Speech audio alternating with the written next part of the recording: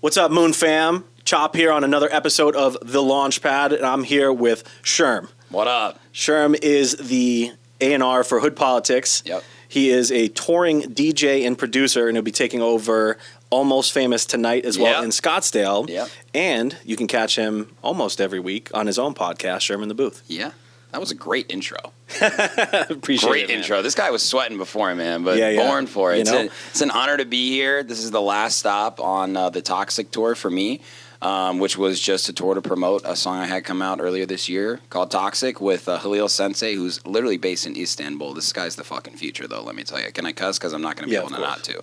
Okay, cool. Free range over here. Free range over here. We're in space right now, yeah, so that's there's true. not too many rules. That's true. Yeah, absolutely. But I love Phoenix so much. This is the very last stop. I'm really excited. I've never been to Almost Famous. I've heard great things. I'm really excited for the opportunity and to be here with you guys. Of course. Well, we're stoked that you're here as well, man. Speaking of Toxic, so that's not your latest release, but the one just before that. Yep. And this tour, the Toxic tour. Yeah. So, I mean, I'd be remiss if I didn't say the first thing that I thought of was Britney Spears. I understand. But, you know, definitely a slapper. I mean, I did see also that you got an opportunity to play that out at Club Space. I did, yeah, dude. That is actually a crazy story. So, DJ Susan, who is the founder of Hood Politics Records, amazing guy. I was able to get connected with him about 3 years ago through our friend Chris Diaz, who's actually opening for me tonight on the show. San Diego guy, you know, just salt of the earth type California. A lot different than me, but that's why we work so well. So he has just been on an absolute tear, and earlier this year he got his opportunity to finally play at Space. Yep. He was actually on the lineup with Noizu and Wenzday. Yep. And I didn't know he was going to do this. He actually played one of Chris Diaz's songs too, but we're there with him, obviously. I'd never been to Space. I was kind of just waiting on like the right time. First time in Space is fucking crazy, man. Yeah, especially like behind the booth and shit. I was like, okay, this is, I get it. I get it. Very, very special place. But he turns around, and I kind of see, like, I'm looking at the CDJs, because he's like, I'm going to play it. I was like, cool, like, I got to be ready to take a video. He, like, mixes it in, and he turns around, does the DJ Susan, you ready? You're up. He literally brings me into the booth. I'm like, oh, shit. There's a lot of people here, you know? And it was just so unexpected, and he leaves the booth.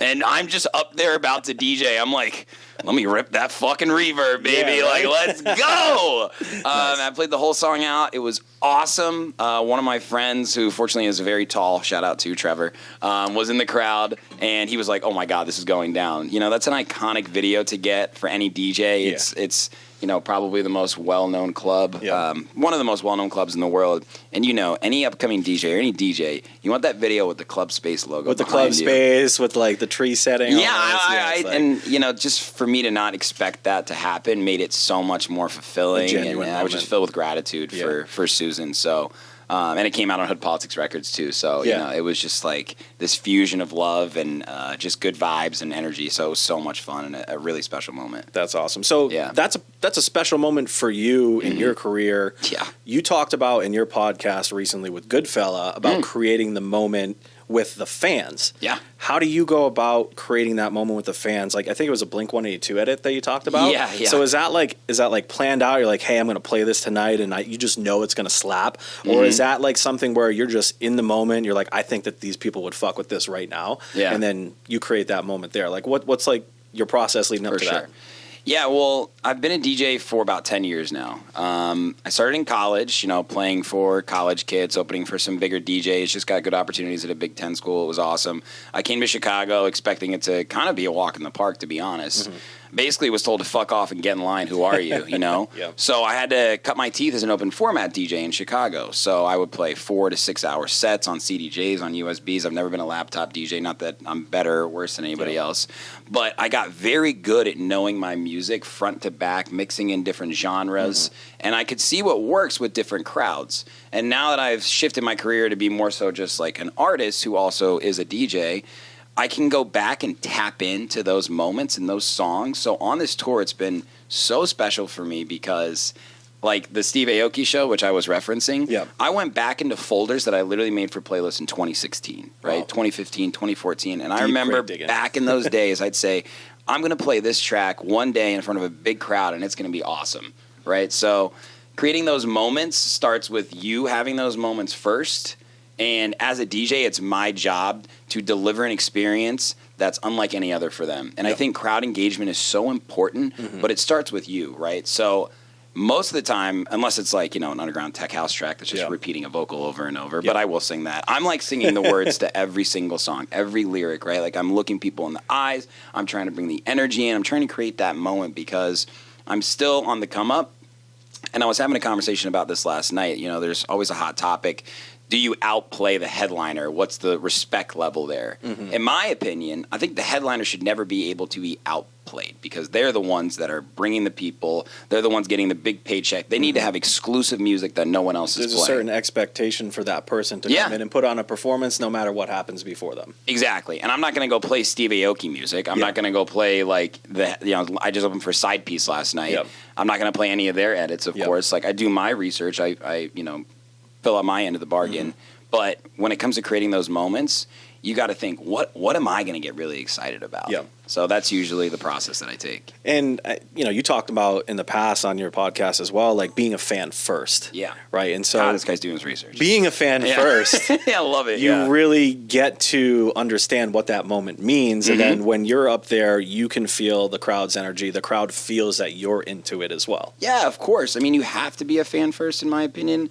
I think it's rare that people get into it, have success, and weren't a fan first. In fact, I think people like that don't really last long because, for instance, you go to a Hood Politics show, and shout out to DJ Susan again. We literally go in the crowd, like even if we're the headliner or the direct support, because it's just more fun to be there with the people. You also get a real taste of the energy, what's going on, and that's different. And we're not really sure why, because we're at the show, like we don't ever want to be the person that's like too cool and just like comes out before. Like we want to be part of it. So for people like me, I started going to festivals. I was lucky enough, one of the first EDM shows I ever saw was actually Avicii in 2011, right after he released Levels. I literally saw it in a fucking field in southern Indiana. And I had a moment as a fan that made me say, holy shit, this is awesome. The people around me, the experience, the music. I think I want to be a DJ so I can deliver that experience to people. Yeah. I think that's a great segue into something else that I want to talk about, and what you're involved in is the Hood Politics label as well.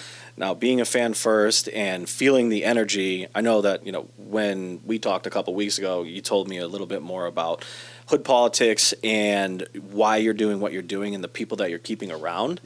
So to that point, like you guys, just from experience, like that show in Miami, like everybody there is like, just what you're saying. They're out in the crowd, like they're having a good time. No one's like everybody's partying. And it's like, even when I met Susan for the first time, I can't remember if it was Gold Rush or Decadence a couple years ago, when we sat and talked to him on the launch pad. At that point, he brought that energy right away. And it's just like, you knew that was the kind of people that he was going to keep around him as well. Definitely. Like, how did you guys meet? Like, how did you get involved? Like, what made you want to get involved with Hood Politics?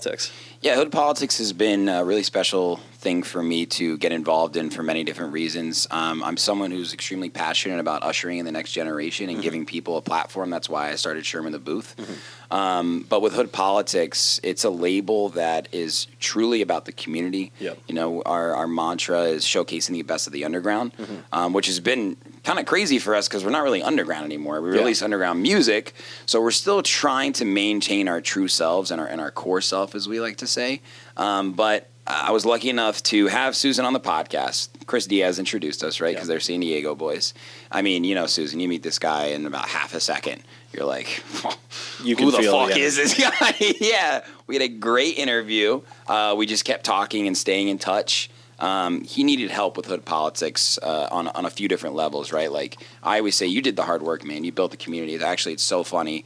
We just got a bank account. And literally the banker was like, oh, you guys just started a record label? He's like, no, we've been around about 7 years. And she goes, and you just started the bank account? And she was like, yeah. She was like, okay, well, that's a little strange. But, like, we do some things backwards, which the Hood Poly way. The Hood Poly way. Like, dude, just fucking do a backflip instead of a front flip sometime. So I've come in effectively like the A&R and label manager. I help with all the back-end stuff, uploading music to distribution, working with the artists on marketing rollout plans, signing music, of course. We have a great team that I want to make sure I show some love to. Anybody you want to shout out? Yeah, Justin Santos, our audio engineer. He also helps me with reviewing all the demos. Cy, a boy with a bag. He does all of our graphic design. Really great guy. And then Nutty as well. He does our graphic design for making our covers. And Chris Diaz is a big part of the team as well, sort of for just advising and brand direction. So it's a team of 5 that we meet very frequently. I mean, the text chain is always popping. Yep. So we're trying to push things forward, and it's just a great thing to be involved in because I do have the opportunity to give people a chance. I mean, it is unbelievable the love that we get back from artists that release on the label for the first time. Curly Heads is a great story. We've talked about them a lot. Great dudes. Actually, we're putting out a guest mix with them on Monday. Really? Yeah. Well, we the Rich Diets boys introduced us at that Rich Miami Diets show. Boys, I love those guys. They're great examples. Shout out Rich Diets. Shout out those are my guys, man, Mike and Joey. But yeah, the Curly Heads guys, right? Like they were big Hood Poly fans. They would come to shows where they're not from, and they would travel to see us and wearing Hood Poly merch. We're like, who the fuck are these guys? They're super fans, right? But they're up and coming producers. Literally, their first release they ever had was on Hood Poly. It's a sick track called Nasty Shit. I had to make them their Spotify profile. No shit. Yes. They were like, all right, yeah. Like, I was like, can you guys send me all your information? Like, we don't have a Spotify. I'm like, you don't have a Spotify? I was like, all right, well, all right, I'll make it through the distributor. So that was just like really cool because we've released more music with them. We're developing a relationship with them. So it's not that we like sign artists to a lifetime deal because we want everybody to have their own level of growth. For sure. But we always want them to know that they have our ear, and we will always be there to give them advice. And also, if the music is right for us, you can release it on Hood Politics. Yeah. I was just looking down the list of artists that you guys have had release on the label over the years, and I was blown away. Like, I started looking down the list. I was like, Damon Sharp, Avitas, like Binge Watch, Burko, like Sizak. I was John Summit. I was like, no shit. Yep. John Summit did a remix of a DJ Susan song called Susie's Weapon. That's great. That's amazing. Yep. I was just breezing through the list, and I was like, I know or have worked with like so many of these guys, or like we've talked to them or interviewed. Yeah. Like Binge Watch, for example, we did. We didn't work directly with him, but we did this during COVID. Yeah. We did this live stream called In Orbit, and we had Freak on. That was on the show, and Binge Watch and Dr. Fresh came out he was playing. That's awesome. He was playing that I can't think of the name of it, but that booty thick, and Dr. Fresh and Binge Watch come out. I was like, shit, we got a surprise shot during COVID. Like this was great. Sick. Yeah, but I mean, just another testament to the people that have released on the label that you guys are friends with, that you keep around. Yeah. You mentioned, part of the reason why you started Sherm in the Booth is to kind of showcase the underground. Yeah. But tying that back in with the Hood Poly label, like who are some of the artists or people that are going to be releasing soon that you think like need a shout out or need a little bit more love? Oh, yeah. We have a really stacked schedule coming up, and it's been awesome for me to rinse some of these unreleased tracks on tour. I'm sure you guys have heard of Corrupt UK before. Yep. Night Bass guy. We fucking love Night Bass. Fucking love Night Bass. I'm a Night Bass fiend. It's like, it's my vice. But he's got a track coming out, and it is a fucking banger. Like, I just played it last night. It's called Fade Away with A.K. Rennie, and it's so dope. Original vocals, super unique sound, really blends together, and really just, like, I don't even know how to describe it. You're going to hear it tonight, and I want you to tell me. Okay. But imagine if Night Bass and Hood Poly had a baby, and it's, like, a really good-looking baby. And not one of those alien babies. Yeah, and that baby fucks. Exactly. That's a really exciting one. There's this guy from the UK called, his name is Lawz, Lawz. Okay. He's a really talented guy, actually. Speaking of Summit again, he's had these really dope SoundCloud edits that people like Summit and Susan have been playing, and we signed one of his singles called Party Like You that's coming out later. Okay. That is an absolute nuke, dude. It's like techno, it's like melodic techno tech house. Like I can't even really describe it. The music that we get these days is unbelievable. I mean, we get thousands of demos. Yep. So it's hard to sort through the quality because there is a lot of quality. It's hard to say no. That's one thing that I always try and work on, right? Is like telling them why it's a no, but why we like the track. Yeah. Like, we don't sign tracks that I still play. Yeah. And that's a hard thing to do as a label manager or just anyone who's part of a label. But those are just a few, man. I mean, I don't want to reveal too much, but for sure. We have some really exciting tracks coming this year. If someone's listening to this interview right now, can you give them maybe like 2 or 3 keys to fitting the niche of hood politics? Like if someone is like, I think this song is going to absolutely slap, I think it's great for hood poly, like are you able to give just a couple of nuggets of things that you're looking for when considering a track? Yeah, I think there's a few things that we look for, and I break it down into really a few different sections. I mean, the music for us will always speak for itself. One thing that Susan in particular has taken a harder focus on is this going to make it on my USB, right? And as a DJ, a touring DJ, I only played an hour set last night, right? Like, that blew by. Realistically, even if I'm doing it Chicago open format style, man, I could get 20, 25 songs in max, right? And I got to get in my own music. I got to get in some tracks that I know are going to work, some edits, right? So is it going to make it in my sets, right? Does it have that energy? And we play a lot of different sets. Space is not the same as Academy, right? So it's a feeling. I can't give you any sort of technical direction like a big synth drop or, a break beat or something like that, right? Like, just listen to our discography. What sticks out is the quality, and it's unique, right? The next thing that we really care about is this artist putting on for themselves? Do they believe in themselves? Are they working really hard? Rich Dias boys are perfect examples of that. Those guys do so much for their brand, and they never stop hustling and working and connecting, right? Like, some people, they'll get a good release on a label and they'll think, okay, cool, I'm good. I'm gonna go on tour now because I got this release. I'm gonna get all these connections. All these great things are gonna happen. That's not how it works. You have to continue to push yourself forward. So we love to see, like, what's the holistic view of this artist? Are they really, like, out there hustling in the streets just like we do? Because I'm an independent artist, like, to the max, dude. Like, I don't have a manager. I don't have an agent. I put this whole tour together, a tour that I did last year, all of my releases, everything I do, for the most part, is on my own. So I think that really speaks for what we look for in a release with an artist. We want someone who gives a fuck and does it for the love of the game, and not just to say, I did this so I could get that. Does that make sense? Yeah, absolutely. One of the things that you just said as well about not having a manager, not having an agency, I think it was with Mario on the last podcast that came out yesterday. Yes, it did, Just yesterday. You were talking about an artist needing to almost have a little bit of that experience, managing themselves and being their own agent and doing their own content. For sure. So, that definitely hits. Like, when did you decide like that was the route that you needed to take in order to really gain the experience and knowledge that you needed to support your project?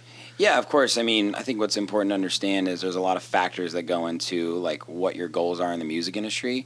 I would advise people to not say, like, my long-term goal is to play Coachella. My long-term goal. People always ask me, like, are you going to play Lolla? You limit yourself when you just set one goal. I say I shoot way bigger than fucking Lolla and Coachella. EDC Circuit Grounds 2:30 in the morning on Saturday night. Sure, that'll be fucking great when I play that set.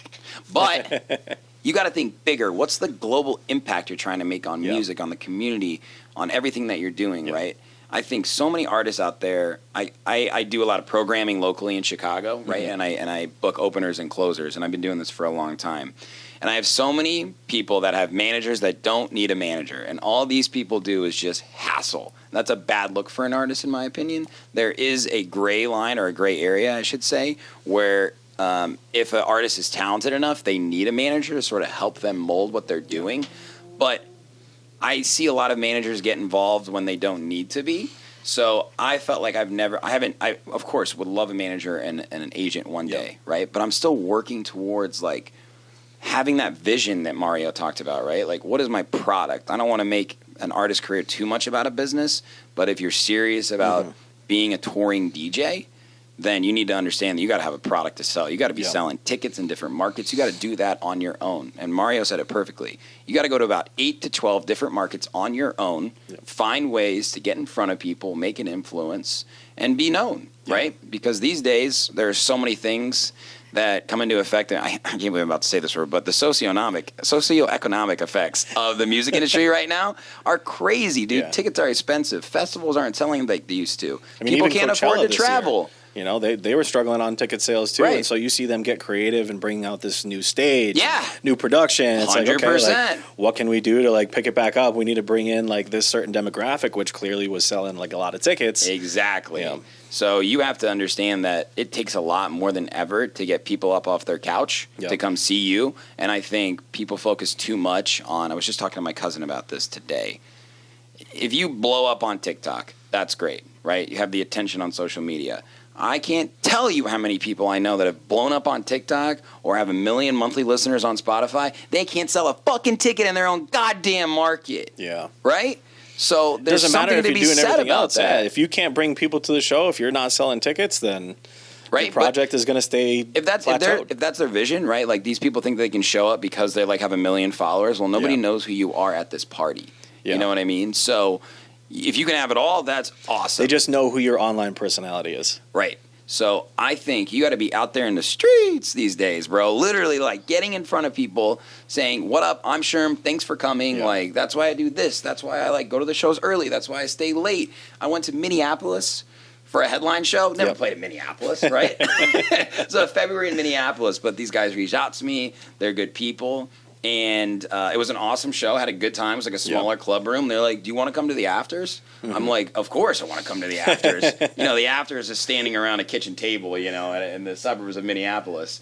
But those people, I met so many great people that came to the show that are now my friends that show me love on the internet and tell people about me playing in other cities. Yeah. You got to know that, like, it's up to your fans to do the hard work for you. And that's why Hood Politics is so special, because we can only promote so much on the internet, right? Like, I think it's very well known of the mental effects that social media has, not only on artists, but also on just people. It's so much. It's overwhelming, right? We just want to be done with it sometimes. Mm-hmm. And whose word do we trust more than ever? Our friends, our family, word of mouth. We got to get back to that shit, man. People that you've created relationships with. Print newspapers. I don't fucking know. Like, we just got to figure out ways to do it differently. It might take longer, but it will be more fulfilling and it will last longer. Back to selling the hard tickets. Straight up, dude. Honestly, man. I think you got it. People got to start thinking like that. Yeah, for sure. I mean, you've been in the game for a while now, between both, obviously Hid Poly and your own Sherm project. Yeah. But I want to transition a little bit into your podcast, Sherm in the Booth. Yeah. 6 years. 7 years. 7 years now. Yeah. Wow. Yeah, long time. Okay. Yeah. That is a long time. It is a long time. What inspired you to start your own podcast? Obviously, you mentioned a little bit earlier, just kind of discovering some more underground artists, giving them a platform. But like, what thought process went into that, and like what made you really want to do that? Yeah, well, it goes back a little further than just like my introduction to the music industry. I went to college for media and design, telecommunications, production. Mm-hmm. So I thought I was going to like write scripts for a period of time. Thank God I did not do that, because the entertainment industry, the movie industry is even worse than the music industry, actually. Imagine. But I did a lot of stuff just with like camera work and editing and just like on-screen entertainment, sort of. I always had a passion for just radio personality. I'm like a huge fan of late night. You got a sick fucking radio voice, dude. Thank you. Yeah, I know. That's what people always told me. And I was like, yeah, okay. I want to do that stuff, right? Yeah. So I like the live aspect. And having that one-on-one connection with people is so important to me, because, like I said, when I came to Chicago, I thought that I could just go up to the DJ and be like, hey, can I get a gig? Yeah. No. Also, I hate talking to people I've just met in clubs. It's very difficult. That's why, dude, I was a bad single guy. I don't know how any of these guys are like swaying and talking to people. Like, dude, listen, I married my high school girlfriend, okay? So I'm a very happy man, right? I am who I am. I've never been someone that I'm not. And I realized that, you know what? If I interviewed these people that I'm trying to get to know, not to like get a gig, but like I want to know how they like came to work, like found out who they are, the music that they make. So I just started interviewing people in Chicago. Yep. And it just kind of kept moving faster and faster and faster. And it was, podcasting is about a 20-year-old industry, but I would say in the past, 5 years, it's exponentially blown up. Yeah, for sure. You got NBA guys with podcasts these days. Yeah, Draymond's got his own podcast. Yeah, Draymond, the NFL, Michael Parsons got his own podcast. I think that's awesome, because those are real conversations, and I especially love stand-up comedy podcasts, like these comedians. That is when really funny conversations happen, right? When you're late night at a festival, I haven't been, but let's imagine you're Electric Forest, right? The stories that people tell are always from the late nights when you're talking to people in circles, because that's where just the natural vibes come from. Yep. I feel like that's what podcasting is. Mm-hmm. I take the research process very seriously, and I know you've done a good job of that, so I respect that. But it's also very important to just go with the flow. Yeah, for sure. So over the years, I've just developed a real comfortability with me being vulnerable and trying to help establish that trust with my guests or guests. And that's been the best part for me with Sherm in the booth is I feel like I've been able to progress in the music industry faster by learning from the stories and the successes and most importantly the failures of artists, large and small, and from learning people on both sides of the industry. That's why I always like to have people like Mario on the show because I think they don't ever get attention, usually because they don't want attention. Yeah. But these managers and agents and label managers and people like that, festival promoters, business mindset people, right? Yeah. They need to share their experiences because they need to learn from the artists. There needs to be more of a relationship built. Yep. So I try and do that with my podcast as much as I can. Yeah, I mean, I spent the last week listening into some of your podcasts as well and really seeing your process, and it really is impressive because you're able to deeply connect and have like just real ass conversations with these people about their experience, and you're bringing in not just artists but also industry professionals as well. Yeah. And so that's fucking awesome to see, like just being able to showcase and just like your experience as well, taking that and like it's cool because you are the one that's doing the interview and, you know, you're the one that is doing the podcast with somebody else, but you also have like really great insights on the podcast as well to share with everybody. And I think a lot of that comes from, you know, people that you've met and have created and established a relationship with them. Definitely. And then you bring them on the podcast. And so it makes that conversation a whole lot easier. Definitely. It's all natural, man. And I'm so lucky, to have had the opportunities to interview people like Sid and Weston and Honey Love and Roland Clark and DJ Susan, right? Because, you know, I get their story and I'm just a genuinely curious person. Yeah. Like just normally. Yeah. Right? But when it's something that I'm so passionate about, like figuring out the music industry, not figuring it out, but like trying to just, I guess, figure it out. I'm trying to figure it out. You're learning and figuring it out at the same time. I'm really trying to, right? And I want to share that information. Yep. So I said, fuck it, I'm just going to record that shit and put it out to the world. That's awesome. So I think there's a lot of education and value that goes along with that. I'm actually, later this year, when is this going to be released? Within the next 2 weeks. Okay, cool. Well, I'll just give a little bit of a teaser then. Okay. I'm putting together something in Chicago that's basically a similar value and experience as like Amsterdam Dance Event. Okay. So it's going to feature panels, it's going to feature networking events, it's going to feature an after party, and it's something that I'm really, really passionate about because I had many people help me and educate me, and I think it's just time that we start sharing that information a little bit more without there being so much gatekeeping on that information. For sure. So it's something that I want to continue to grow and build. So that's something that's very important to me, that I'm always trying to like share my experiences and values and morals and stuff too. How do you find a time, or how do you time management? Because I mean, dude, like let's call it what it is. You're doing so many different things. Like you're touring, you're producing, you've got a podcast. He has a day job as well. Yeah. And you're fucking with the label. Like how do you time management so well? I don't know. Yeah, every time I ask this question, I really am not sure. I do my absolute best. I am very good at sort of like compartmentalizing my energy. Yeah. Right? Like while I am an extroverted person, I make sure to always take time for myself. I have a really good foundation of people in my life. I have to show a lot of love and respect to my wife, Maya, who has been there with me through all the ups and downs. She's been amazing. I think that's so important. And I know that's not an answer to time management, but you got to understand, right? Like so many of us procrastinate, and I do too, but it's a matter of being like, there are people that are invested in this journey with me, fans, friends, family. And that's how you start to really be like, okay, I'm going to do this today. I'm going to do that tomorrow, right? Yeah. So plan it out. Like I said earlier, man, like I'm a pen to paper type guy. Every Monday morning or sometimes Sunday night if I'm not hungover, I will literally write out what I have to do that week. Yeah. And I'll come back and I'll say, here's what I have to focus on. Here's what I'm doing today. And I think I just come home from work and I go straight to music. Yeah. So, yeah, it's a little tiring, but I love what I do so much. And it's not to say that it's not work. I actually hate when people say, if you love what you do, you never work. Yeah. Bullshit fucking shit. It's still fucking You work harder, actually, I would say. Absolutely. So it's just a matter of, like, me knowing that all of this effort, big or small, just doing a little bit every day, is going to lead towards those long-term goals of making a greater impact. Yeah, I mean, it's cliche, but literally just 1% better every day. 1-inch punches is what I say. Yeah, same one thing. Inch punch. Same thing. Yeah. Do just one thing. If you can do at least just one thing that's going to better tomorrow, that's right. Like, That's great. Well, what about you? Let me ask you a question. Like, all right. I know. Here I am flipping the. I'm sorry. Sherm in the booth, podcaster. What if I asked you that question? Time management? Yeah. I would start off by saying also I have no fucking clue. And I think it honestly just goes back to just your process every day, and like mentally, like you just know what you have to do, and you know that there's certain things that you have to get done.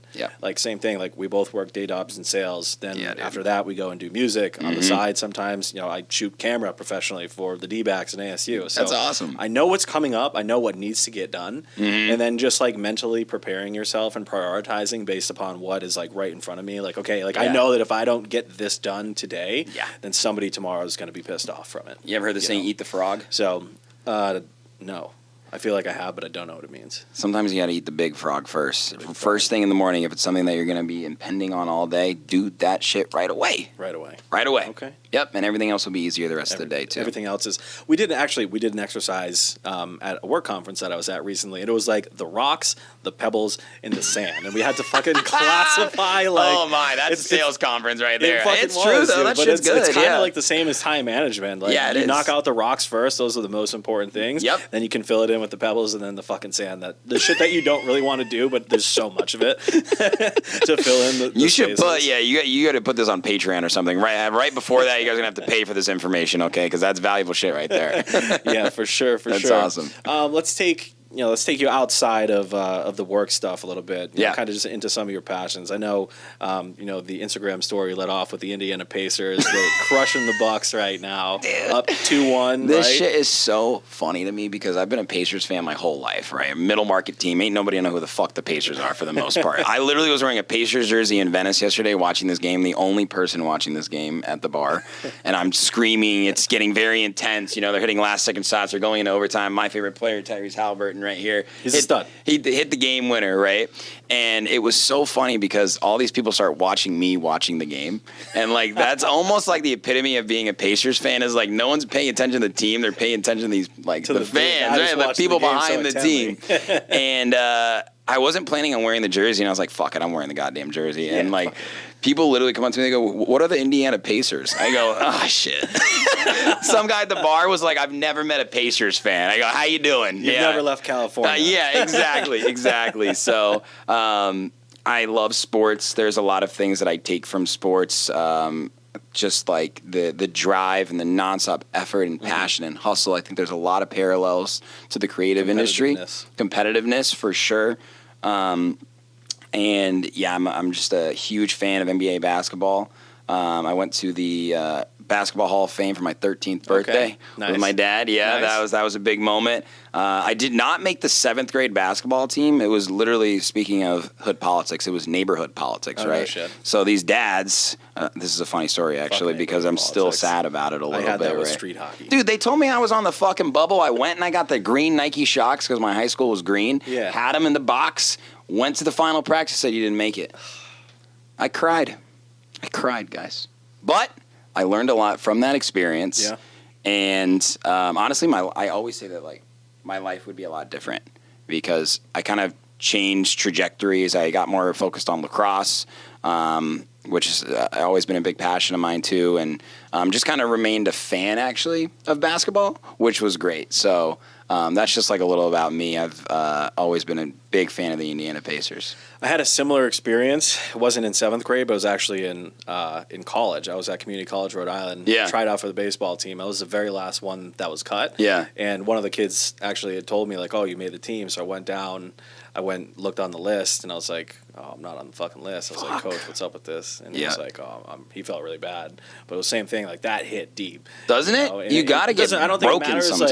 Like, I don't think it matters if you're in 7th grade or if you're in college. Like, that's something that you're so passionate about and you feel so deeply. Mm-hmm. And, like, you think you've got there, and then just have it fucking ripped away. Yeah, it's interesting, and it's not like you have to give up these passions that sometimes are taken away from you. I mean, the classic Michael Jordan story, right? He didn't make his high school basketball team.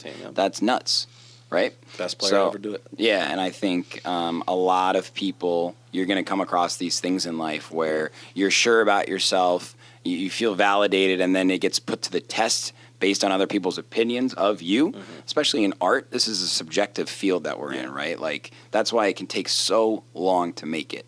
Somebody I really look up to in the music industry is Porter Robinson, right? Like, listen to his recent music that he just put out. That is not Sea of Voices. That is not that electro house that he started with. But he is an all-time artist because he always has continued to just be himself and follow, like, what makes him happy, and his fans get on that bandwagon, too.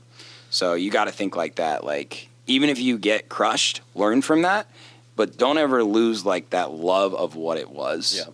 And if you need to put it somewhere else, then do that and come back to it later. I really respect artists when they not necessarily change up their entire sound, but when they go and they make new music that they really resonate with. Yeah. Like you said, Porter did it. And also, I think it was Getter a few years ago. Getter, that's a great example, too. He got so much shit for that, but he was making the music that he wanted to make. Yeah, like, why does he ever get shit for that? Why are people hating on him for that? Dylan Francis does that, too. It's like, I miss the old Dylan Francis. It's like, dude, Dylan Francis is the fucking man. Yep. Right? He started with Moombaton. Yep. Right? And I'm going to play some Dylan Francis tonight, actually. I'm thinking about those old tracks, yeah. All right. But, like, the shit he drops today is, like, still unbelievable music to me. But artists like that, I think it's like anybody who's creative or in a sport or talented in any way and whatever they're doing, their passion, you just have to, like, know that that's your why, that's what makes you happy, and hold on to that as long as you can. Yeah. Yeah. Another one of your passions, cooking. Yes. What do you like to cook? Like, what are you making? And dude, hold on. Let me check the HelloFresh stats right now for y'all. We have stats on HelloFresh. Oh, fuck yeah, I got HelloFresh stats. I also, do you guys have, like, city bikes here? You don't really bike around here, do you? They have, like, the green bikes, but everybody's using, like, birds around here. Take out your app, get on a bird. No, I don't do that. So, well, we do have them in Chicago, but in Chicago, there's these divvy bikes, right? And when I first started my job, they gave us like a 75% discount. It was like $40 for the whole year to use unlimited, like, regular bikes for free. And I literally don't have a car in Chicago. I do not. I don't need one. And I've been riding the divvy bikes, for almost 10 years now. I've racked up 3,600 miles on this bike. I'm in the top 1% of riders. I'm very proud about that. No shit. Yes, and I know what my HelloFresh is because I just was showing it to somebody recently. I've cooked 215 boxes, and there's 3 meals in those each. So I've whipped up almost 650 meals or whatever it is. Jesus. So what's your favorite thing to cook? Oh, dude. See, this is what my wife makes fun of me for. She's like, could you go to the grocery store and without the directions and shit? I'm like, I don't care. I can't either. I know how to cook chicken really well. I used to not cook chicken well at all. Let me tell you what you do. You flatten that shit out. You dry it out. You pound it down. You stick the fork in there, right? Start slow on the oil. You don't want that shit burning, right? Because I've cooked with my shirt off. In a skillet or in a regular pan? Regular pan. Okay. Yeah. But, I've dabbled there before. But just things like that. That's actually, you're talking about time management. I just take myself away from what I have to do, and, like, I don't look at my phone. I just literally just cook for 45 minutes, and it's very meditative for me. So I really love that. But I love to cook. I like cooking for others. I'll shout out my wife again. I cook for her all the time just because I like to feed her. She's like, stop feeding me all the time. But really, deep down, she's like, thank you for feeding me. It's the Jewish mother in me. It's the Jewish mother in me for sure. I like to serve. Food pusher, as my mom says. That's what she is. But yeah, cooking, exercising. I love playing sports, obviously. I love riding bikes, all that sort of stuff. I love skiing. Those are things that really help me feel balanced. Like, you got to have a life outside of your life, as I sometimes say. Yeah, for sure. Cool, man. So what do you got coming up next? Like, both for the Sherm project, for maybe Hood Poly, maybe the Sherm in the Booth, like some things that you want to share that you've got coming up? Yeah, I have some really cool things coming up. Obviously, this has been a crazy year, 10 tour dates, none in Chicago, actually, which has been an interesting thing for me. We will have some Chicago announcements coming soon, though, for everybody. But I have something really exciting with Sherm in the Booth that I'm doing. I mentioned it to you before we went live. I'm going to be basically sort of hosting Ubby-Dubby, interviewing artists, going out in the crowd, talking to fans. Really exciting about that. That's probably my favorite part about the podcast. When I get to do live podcast interviews, I've done this a few times. I've moderated an ADE panel in front of an audience. So when I get to go out there with the people and talk to them and sort of just like, even for me, that goes a little outside my comfort zone. It's hard to do. Yeah, for sure. Even for the most comfortable people. So that'll be the first time I've ever worked with a festival as a third party, being brought on to sort of be the face to help. And you're doing that with your podcast? Yeah, it's like Sherm in the Booth presents. That's sort awesome. of. That's sick, so man. I'm really excited about that. That's awesome. That's been a dream of mine for so long. That's really awesome. And is hopefully a way that I can finally start making money in the music industry. Yeah. Right? We'll see, yeah. So really excited about that. I'm going to be not DJing so much over the summer to focus on music as much as I can. Okay. I'm sure some shows will pop up, but I really love enjoying Chicago summer as much as I can. So DJing and touring is so much fun, and I really love DJing. So it's hard for me to like not play shows, but I think it's equally as important to take a step back. And I'm actually excited, not even to announce, but like just to give myself some time to like just take a step back. Yep. And just let the ideas naturally flow. Like when it comes to producing, I can't just go in the studio and look at a screen and just make a banger. Yeah. That is just not how it works. Now, there are people out there that can do that, but it takes a long time. Propa, you mentioned that interview, right? Like there are so many self-taught producers out there that have figured out their own process. Yeah. And I think it's important for people to figure out what is their process. What works for them. Yeah, my process is taking time off of all that and let the ideas naturally flow. Yeah. So I've definitely been going 3,000 miles an hour for the past 4 months. And, yeah, I mean, it's funny to say I'm excited to not do anything for a little while. Hey, there's nothing wrong with that. Yeah, for sure. What's, like, one piece of advice that you would give to somebody that is, like, you know, up and coming, or they're struggling, they feel like they're kind of hitting a plateau? Like, what's a little bit of advice that you would give to somebody just to work through that? Yeah, well, you know, speaking of sales conferences, I'm sure they say things like this, right? But it's just to be yourself and try and figure out what your vision is and, like, what's different about you. I think it's so important not to, like, it's fine to be inspired by people, but, like, you don't want a copycat. Yeah. Because there is a very short timeline on that. Yep. But there's a whole lifetime of you, whoever you are, right? So I think it's important before you, like, go out there and it's like, I want to be a DJ. I want to play this show. I want to be a producer. I want to release on this label. Take a step back. Let's think about who you are and what you offer. If we went back to the question about hood politics, we talked to so many new artists, right? They don't know what their sound is, their vision, and some people, you change your sound, right? It's not that I think you need to have a sonic identity, but you need to have a direction that you're trying to go into. I think it's very important to take all that stuff seriously on the business end. I like working with people that think like a businessman, but perform like an artist like I do. I take this stuff very seriously. I communicate, I respond on time. Like, just put your best foot forward when you're starting. Like, look at artists that you like and that are successful, and what are they doing that resonates with you? Get a little inspired from that, learn from them, turn it into your own.